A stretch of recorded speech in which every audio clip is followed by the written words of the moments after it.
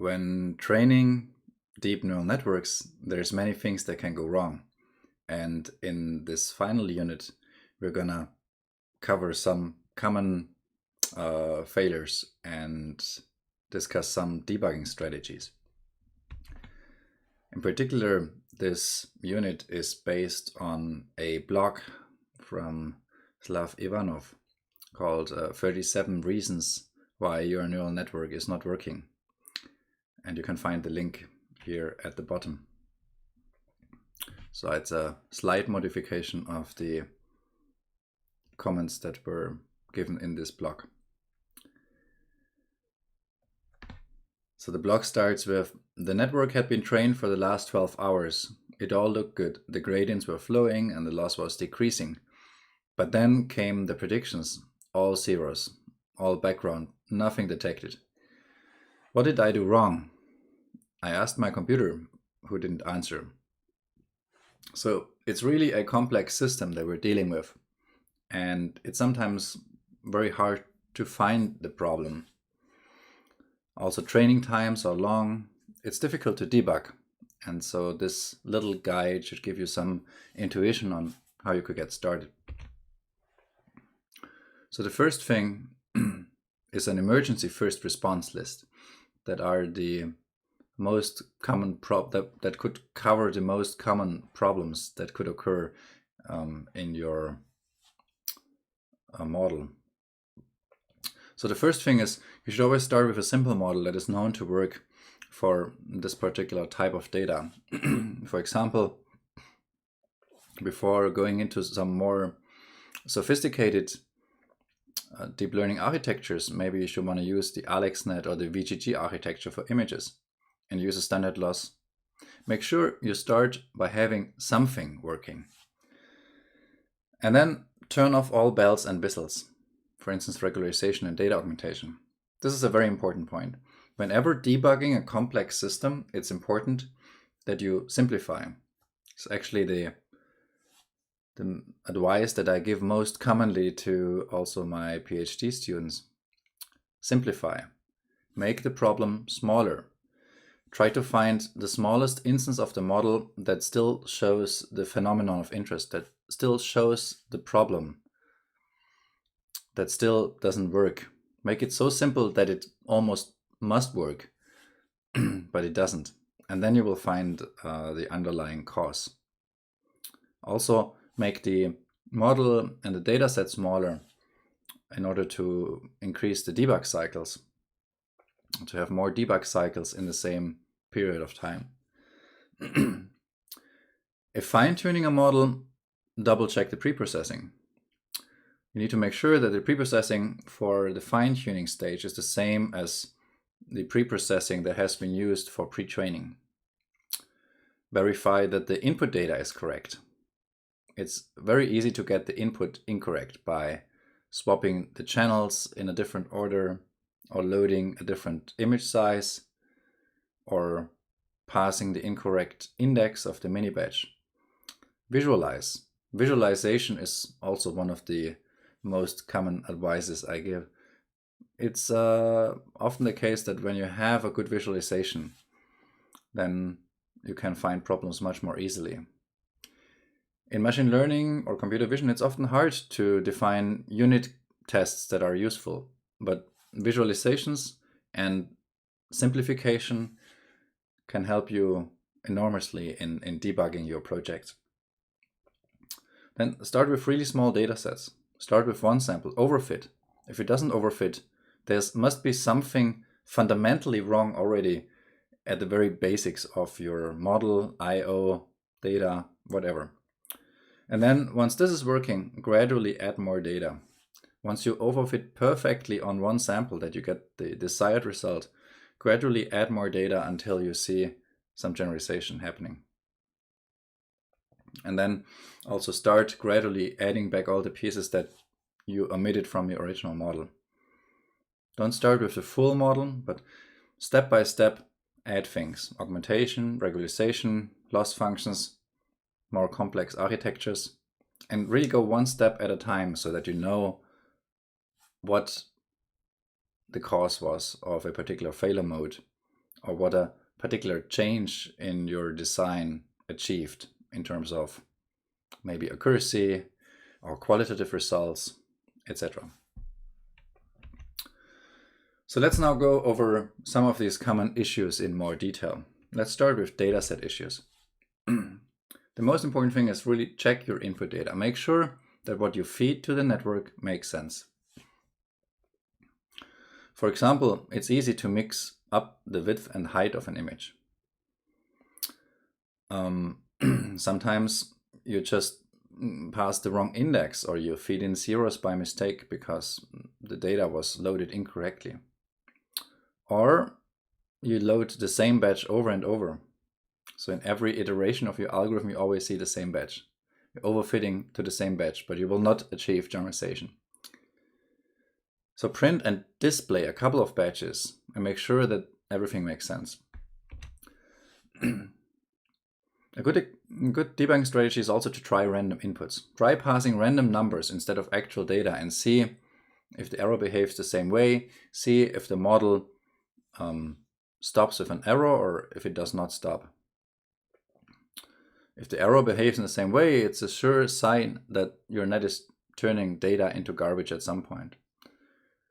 If the data that you're actually feeding in behaves the same as the random numbers, then there must be something wrong. And then try to debug layer by layer and look at the individual results and see where things go wrong. Also, check the data loader. Your data might be all fine on a disk, but when you have it in memory, it might be corrupt because the data loader doesn't work. So print the input directly before the first layer to make sure that it has actually been loaded correctly.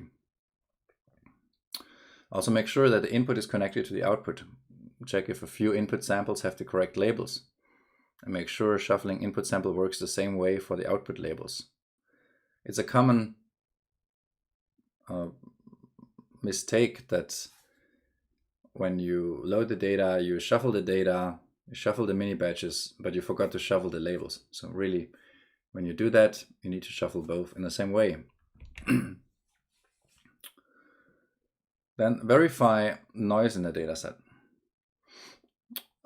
There are so many bad labels sometimes that the network simply can't learn. So check a bunch of the input samples manually and see if the labels seem off or not. Also, shuffle your dataset when you create the mini batches. If your dataset hasn't been shuffled, then this could negatively impact the learning because the nearby samples in the same mini batch might be highly correlated. Also try to reduce class imbalance. If there is much more examples for one particular class in the case of image classification and much less examples for the other class, then you might need to balance your loss if you find both are equally important. Also, verify the number of training examples. If you are training a net from scratch, you probably need lots of data. For image classification, typically people say that you need about 1,000 images per category or more. If you can't do that, then you need more data augmentation, or you need to do pre-training and fine-tuning. Also make sure that your batches are randomized enough, that they, in the case of classification, don't contain a single label, but that they contain a mix of inputs with different labels. And this is also related to shuffling the dataset.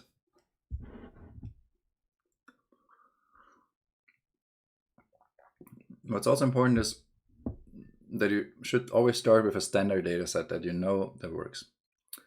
That's equally important for the architecture, but it's also important for the datasets. So when testing your new network architecture or writing a new piece of code, use standard datasets like MNIST, CIFAR, or ImageNet first instead of your own data. And this is because there are many reference results for these datasets, and you know that they can be solved. So make sure your model is also able to solve them before going to some different dataset. This is also part of this step-by-step procedure. Let's now talk a bit about data normalization and augmentation issues.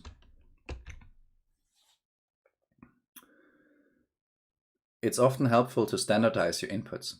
In particular, if your inputs are very far off. If the ranges are very, very large, make sure that you standardize your input, for instance, to have zero mean and unit variance. Also make sure you don't have too much data augmentation. We have discovered this in this, we have covered this in this class, that augmentation has a regularizing effect, but too much of this combined with other forms of regularization can cause the net to heavily underfit. So you shouldn't overdo regularization as well. Then check the pre-processing of your pre-trained model. If you are using a pre-trained model, make sure you're using exactly the same normalization and pre-processing strategies as the model was using when training and testing. For example, are images in the range 0, 1 or 0 to 255. Also check the pre-processing for training, validation, and test sets. Any pre-processing statistics, for instance the data mean, must only be computed on the training data and then applied to the validation test data, as in the case, for instance, of batch normalization. For instance, computing the mean and subtracting it from every image across the entire data set and splitting afterwards into train, validation, and test would be a mistake, right? Because the test set is not accessible. So you can only compute the statistics on the training set. Implementation issues. Very important advice is to try solving a simpler version of the problem first. And this also helps you to build abstractions about the problem and the issues. It will help you find more quickly where the issue is. For example, if the target output is an object class and coordinates, try limiting the prediction to object class only and see if that works before adding the coordinates. Also make sure that your training procedure is correct. It's easy to forget toggling between training and validation mode, for instance. Make sure you're using the right inputs. It's also easy to forget setting the gradients to 0 before backpropagation. And again, there is no easy unit test for this. So you really need to go through your checklist. You need to be very thorough when you do programming, when you write the code, that all of these aspects are taken care of. And you need to visualize well. Then, of course, check your loss function. If you implemented your own loss function, check if there is any bugs in them. Visualize the loss function. Add unit tests for those. In this case, it's possible. For instance, you can compute numerical differences for the derivative. Often, wrong losses hurt the performance of the network in a subtle way. So you might not see the effect, really. You still get a result, and it looks okay. But it's just not as good as it could be if you would be using the right loss function. Verify the loss input. If you're using a loss function provided by your framework, make sure you're passing it what it expects. For example, in PyTorch, you can often mix up the negative log likelihood loss and the cross entropy loss. And the former requires a softmax and the latter doesn't. So it's important that you pass the right inputs in the right ranges to the right loss functions. Adjust the loss weights. If your loss is composed of several smaller loss functions, make sure their magnitude relative to each other is correct. This might involve testing different loss weights. So it's important that you get the relative weighting of the loss functions right if you have multiple loss functions. And in general, of course, it's desirable to work with as little loss functions as possible to reduce the number of hyperparameters. Monitor other metrics as well. When you have your tensor board, don't just look at the loss functions. Sometimes the loss is not the best predictor of whether your network is training properly. If you can, use other metrics like accuracy or metrics that also reveal something about the properties of your algorithm. Test any custom layers. Did you implement any of the layers in the network yourself? Check and double check to make sure they are working as intended. Make sure the output has the right format. As we mentioned before, like passing a softmax to a loss that expects raw logits is not admissible, for instance. Also check for frozen layers or variables. Check if you unintentionally disabled gradient updates. by detaching the gradients for some layers that should actually be learnable, and so they don't get modified. Increase the network size. Maybe the expressive power of your network is not enough to capture the target function. In this case, if you observe this underfitting, try adding more layers or more hidden units. Check for hidden dimension errors. This is something that can go easily wrong, because if you're working with tensors, sometimes easy to lose an overview of what the right dimensions are. And sometimes the Python code or the PyTorch code still runs through, even though it doesn't do what you expect it to do. For instance, if your input looks like KHW 64, 64, 64, it's easy to miss errors related to wrong dimensions because all of them are 64. In this case, use different numbers for the input dimensions, for instance prime numbers, and check how they propagate through the network such that all the dimensions of the intermediate layers are actually correct. Explore gradient checking. If you implemented gradient descent by hand or a particular compute node by hand, and you didn't use auto differentiation for computing the gradients, make sure that your gradients are correct, for instance using numerical differentiation. Training issues.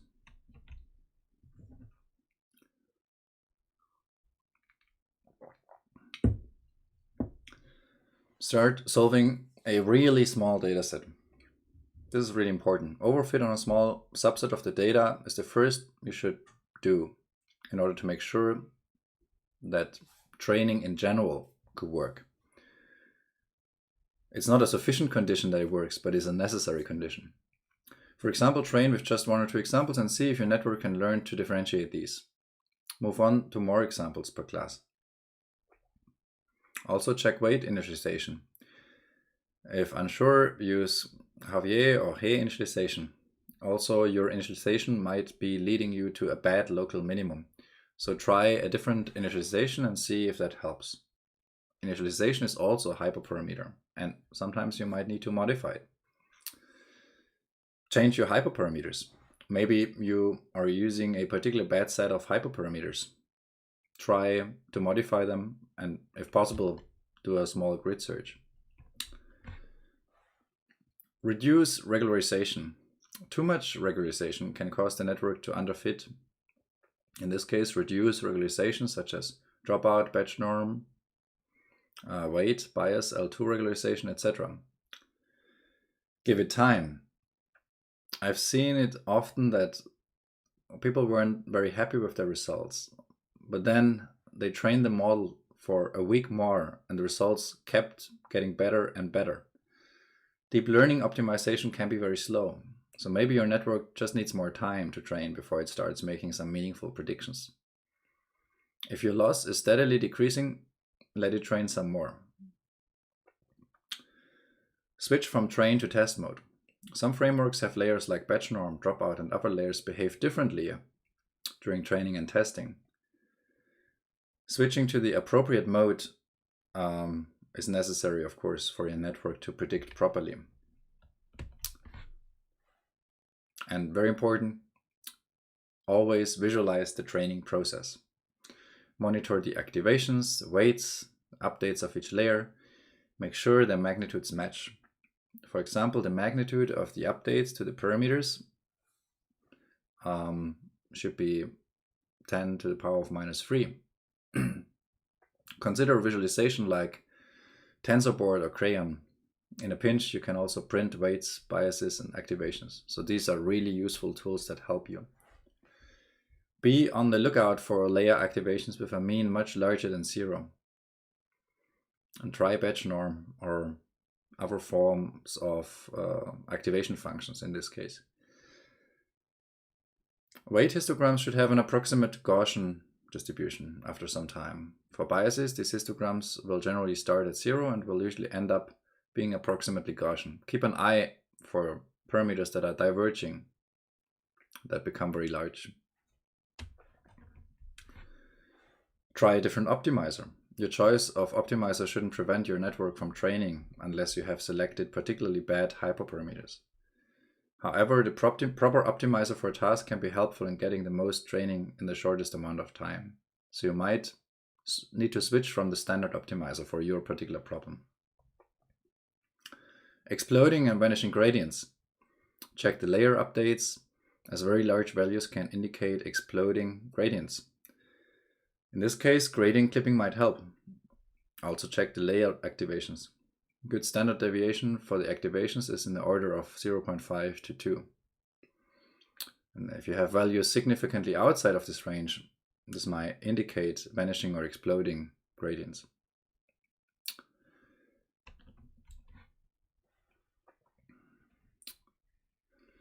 Increase or decrease the learning rate. A low learning rate will cause the model to converge very slowly. A high learning rate will quickly decrease the loss in the beginning, but might have a hard time finding a good solution or even diverge. So you need to play around with your current learning rate, for instance, by multiplying it by 0.1 or 10. Overcoming nans. Nans are not a number that appear, for instance, if you divide by 0. Decrease the learning rate, especially if you're getting nans in the first 100 iterations. It might just be that your model diverged. Nans can arise from division by 0 or natural log of 0 or negative numbers. So keep an eye out on all these operations that could potentially cause nans. And try to evaluate your network layer by layer and see where the nans appear for the first time. That's all for today.